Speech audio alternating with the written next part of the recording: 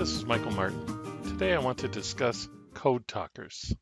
The name code talkers is strongly associated with bilingual Navajo speakers, specially recruited during World War II by the U.S. Marine Corps to serve in their standard communication units of the Pacific Theater.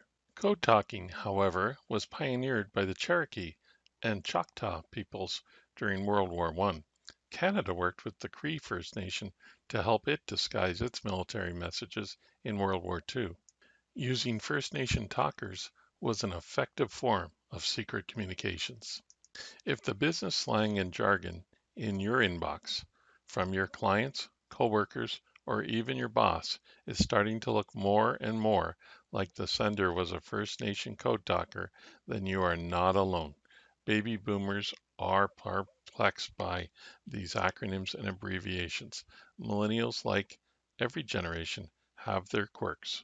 Brought on by faster and more efficient communication methods than ever before, business slang, jargon, abbreviations, and acronyms are beginning to dominate the conversation these days, especially in certain industries like the IT industry.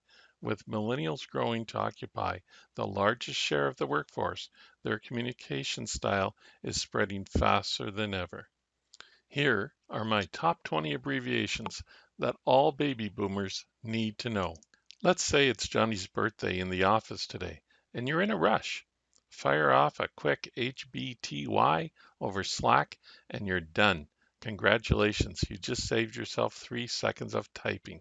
Your boss wants you to take on all of the projects from the guy who just quit with no extra pay and get them done in half the time with no overtime. NDB, really? It's NDB, right? Explain yourself. Now, with 5 fewer letters. Why did you grab a coffee before work that made you late? BC. It seemed like a better alternative to falling asleep at your desk. What on earth was Kathy talking about earlier? SMH. Don't let your coworker ghost on your request for feedback. End your message with an LMK so they know you want to hear from them. Say you're in a WebEx session and you have a sudden emergency, like you're out of coffee. Post a quick BRB to let them know you've stepped out for a minute and you'll be right back. If someone sends you something you needed, but you're in a rush, compromise by sending a quick TY or TKS. If Jim hits you with a quick TY, now you know what to do. Fire back with a YW and bask in speaking his language for once. This one represents the Holy Grail, not having to go to work and getting paid for it. Now that's the life. You know, the one all the cool kids are on these days, IG or FB. You know, the one all the parents and grandparents are on these days, like us. Twitter, remember that thing? Retweeting someone's tweet means you like the content and want to share it with all 17 of your Twitter followers too. That's RT. Number 13, this is just another way to say that you message someone. Some sites have DMs, which are direct messages. Some have PMs, private messages, but this is just business slang that means all the same thing. If you're looking at your chair and your keyboard and realize that you're between them, you got the idea. IT workers will often use business slang on a support ticket so they can accurately diagnose the problem and have a good laugh without getting in trouble.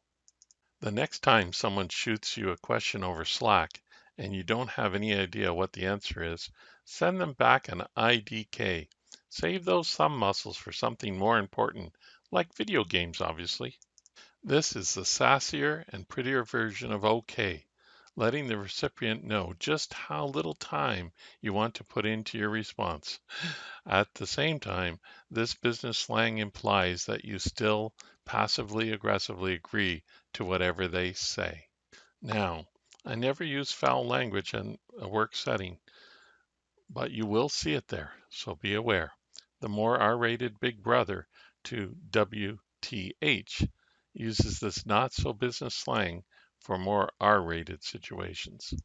This one has withstood the test of time, appearing right around when texting did and hanging on ever since. Say a joke that could come across a little mean? End it with a JK to make sure they know you aren't serious.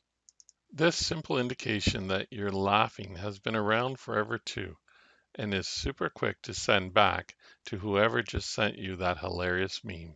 This one is the last one, and it's a step above LOL. Use this in those times when you actually laughed at what was sent to you, those very funny pieces. Let the sender know. Thank you for your time. I trust that these definitions are useful to you. Please visit my blog site and see other topics that may be helpful as I attempt to share knowledge and ideas with you all. Bye for now.